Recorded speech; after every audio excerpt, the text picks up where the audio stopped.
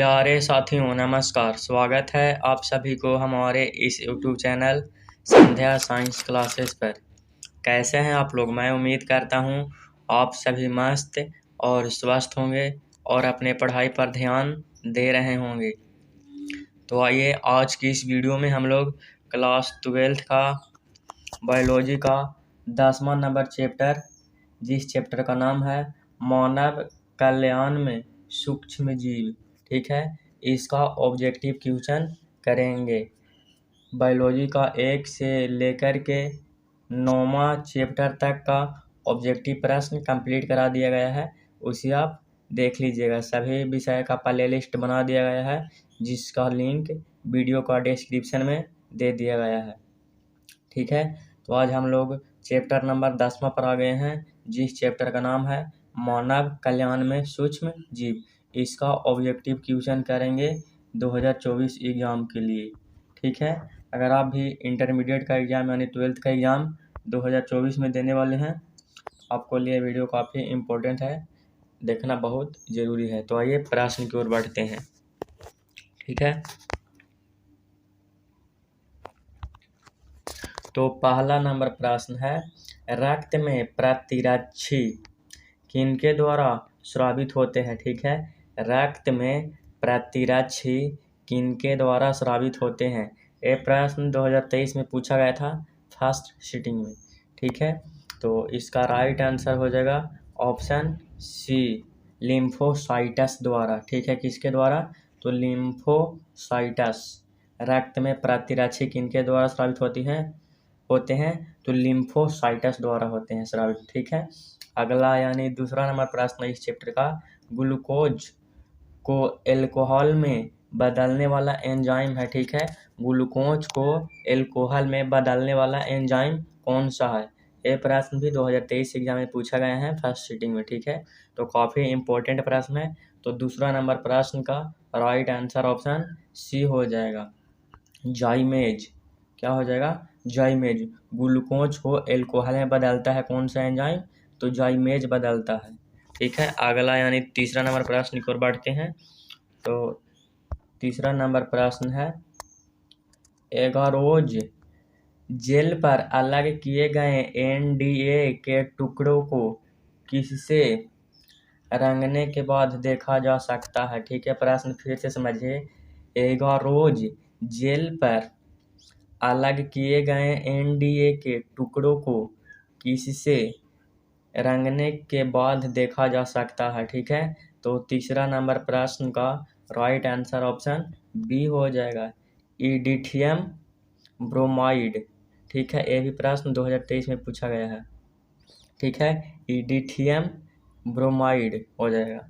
अगला यानी चौथा नंबर प्रश्न है इस चैप्टर का, मेमोरी कोशिका का निर्माण किनसे होता है, ठीक है। मेमोरी कोशिका का निर्माण किससे होता है? ये प्रश्न भी 2023 में पूछा गया है फर्स्ट सिटिंग में।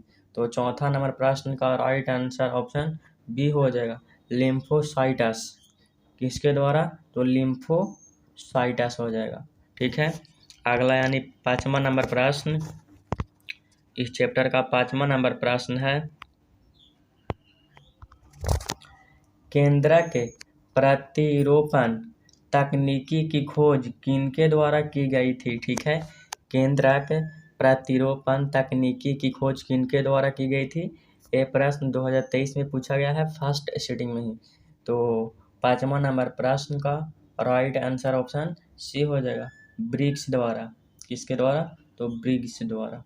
अगला यानी 6ठा नंबर प्रश्न है इस चैप्टर का, पानी में ई कोलाइल की उच्च मात्रा संकेतक है, ठीक है। पानी में ई कोलाइल की उच्च मात्रा संकेतक है। ये भी प्रश्न 2023 में पूछा गया है फर्स्ट सिटिंग में।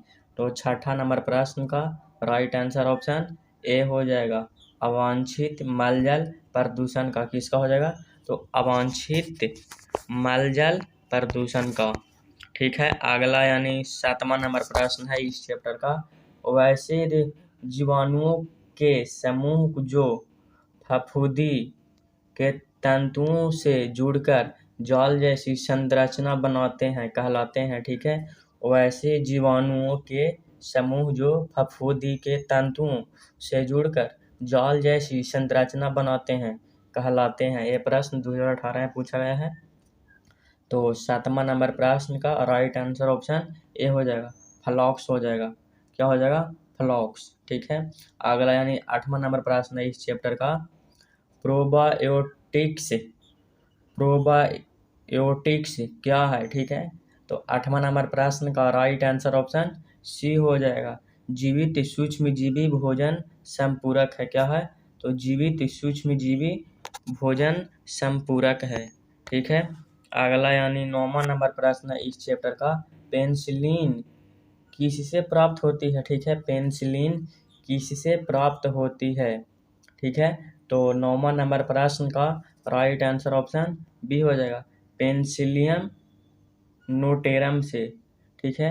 पेनिसिलियम नोटेरम से होता है प्राप्त। ठीक है। अगला यानी 10वां नंबर प्रश्न है इस चैप्टर का, मृदा में नाइट्रोजन स्थिरीकरण हेतु हम किसका प्रयोग कर सकते हैं? ठीक है। मृदा यानी मिट्टी को कहा जा रहा है, नाइट्रोजन स्थिरीकरण हेतु किसका प्रयोग कर सकते हैं? ये 2019 में प्रश्न पूछा गया है फर्स्ट सिटिंग में।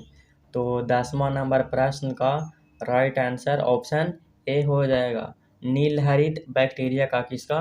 तो नील हरित बैक्टीरिया का। अगला यानी 11वां नंबर प्रश्न है इस चैप्टर का, मीथेनोजेन नामक जीव सर्वाधिक प्रचुर होते हैं। ठीक है।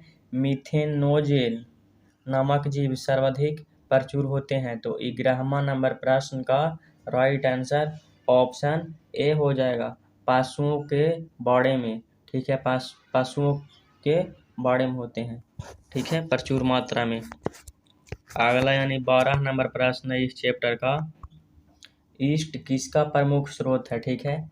ईस्ट जो है वो किसका प्रमुख स्रोत है? तो 12 नंबर प्रश्न का राइट आंसर ऑप्शन बी हो जाएगा, राइबोफ्लोविन।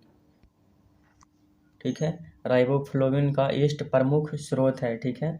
अगला यानी 13 नंबर प्रश्न है, एल्कोहल से सिरके का निर्माण किसके द्वारा होता है? एल्कोहल से सिरके का निर्माण किसके द्वारा होता है? तो 13 नंबर प्रश्न का राइट आंसर ऑप्शन सी हो जाएगा, एसिटोबैक्टर। एसिटोबैक्टर एसिटी। ठीक है। एसिटोबैक्टर एसिटी द्वारा होता है। ठीक है। अगला यानी 14 नंबर प्रश्न है इस चैप्टर का, कौन सा सर्वश्रेष्ठ उर्वरक है? ठीक है। कौन सा सबसे श्रेष्ठ उर्वरक है? तो 14 नंबर प्रश्न का राइट आंसर ऑप्शन सी हो जाएगा, एजोला तथा साइनोबैक्टीरिया। ठीक है। एजोला तथा साइनोबैक्टीरिया है सर्वश्रेष्ठ उर्वरक। ठीक है। अगला यानी 15 नंबर प्रश्न है इस चैप्टर का, शराब उद्योग में किस सूक्ष्म जीव का उपयोग होता है? ये 2016 में प्रश्न पूछा गया है। ठीक है। शराब उद्योग में किस सूक्ष्म जीव का उपयोग किया जाता है या उपयोग होता है? तो 15 नंबर प्रश्न का राइट आंसर ऑप्शन ए हो जाएगा, यानी ईस्ट का प्रयोग होता है। किसका प्रयोग होता है? तो ईस्ट का प्रयोग होता है। अगला यानी 16 नंबर प्रश्न है, दूध से दही बनने में किस जीवाणु का उपयोग होता है? दूध से दही बनने में किस जीवाणु का उपयोग होता है? तो 16 नंबर प्रश्न का राइट आंसर ऑप्शन बी हो जाएगा, लैक्टोबैसिलस। ठीक है। ये प्रश्न काफ़ी इंपॉर्टेंट है, 2017 में पूछा गया है। ठीक है। अगला यानी 17 नंबर प्रश्न है, जैविक खाद का मुख्य स्रोत है। ठीक है। जैविक खाद का मुख्य स्रोत है। तो 17 नंबर प्रश्न का राइट आंसर ऑप्शन सी हो जाएगा, जीवाणु। ठीक है। मुख्य स्रोत क्या हो जाएगा? तो जीवाणु हो जाएगा। ठीक है। अगला यानी 18 नंबर प्रश्न है,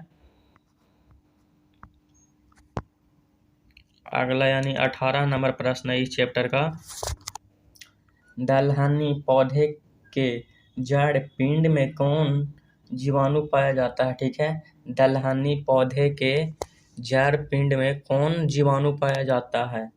ठीक है। तो 18 नंबर प्रश्न का राइट आंसर ऑप्शन ए हो जाएगा, राइजोबियम पाया जाता है। क्या पाया जाता है? तो राइजोबियम पाया जाता है। ठीक है। अगला प्रश्न की ओर बढ़ते हैं।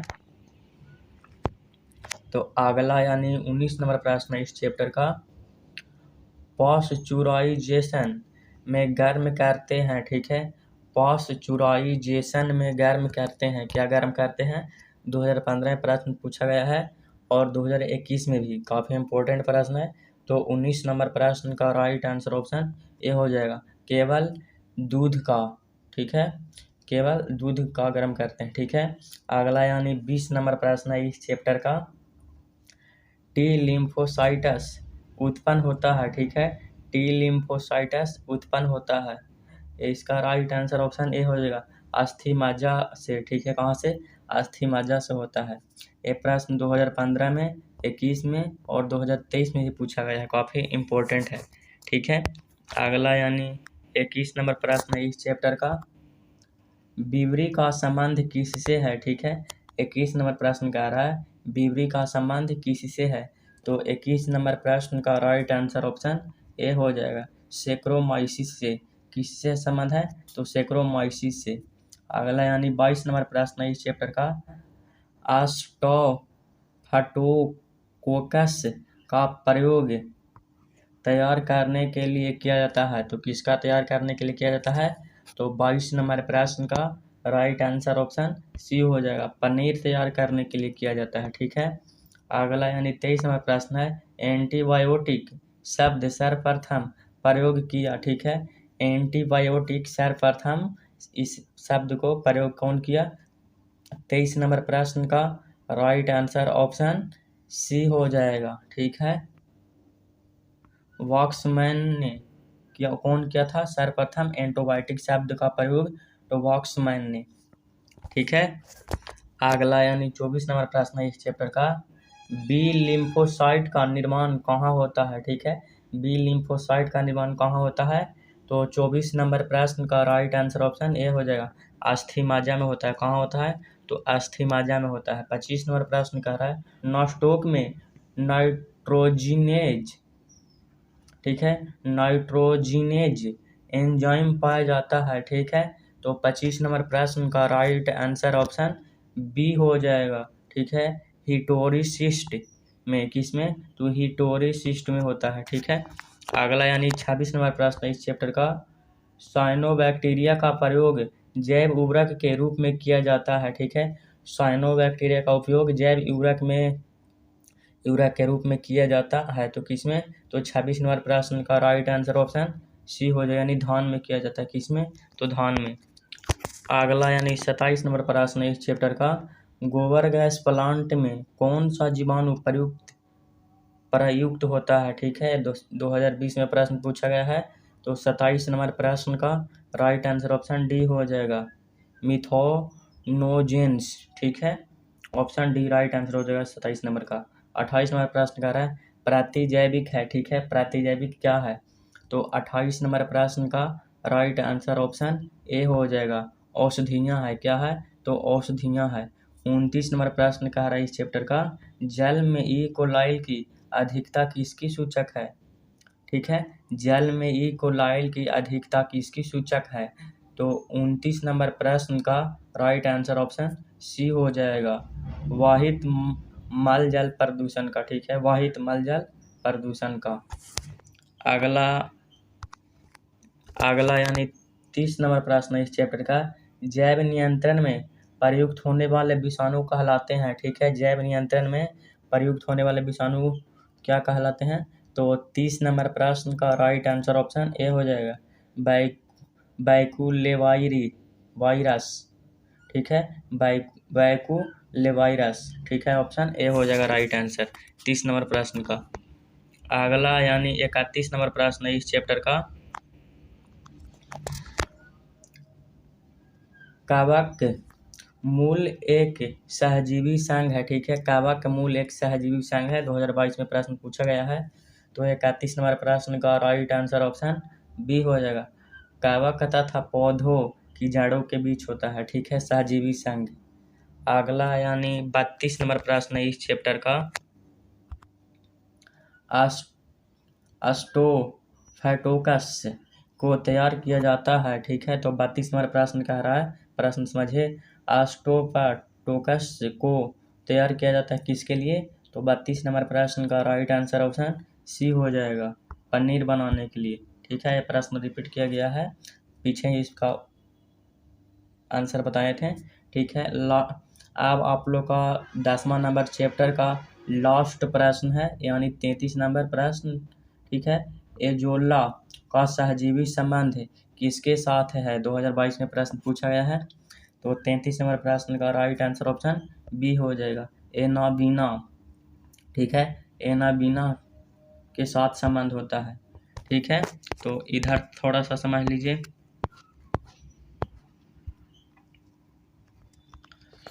आप लोग का पहला चैप्टर से लेकर के 10वां चैप्टर तक आज ऑब्जेक्टिव का प्रश्न कंप्लीट करा दिया गया है। ठीक है, और हमारे चैनल पर सभी विषयों का साथ तैयारी कराई जा रही है 2024 एग्ज़ाम के लिए। तो प्लेलिस्ट चेकआउट कर सकते हैं।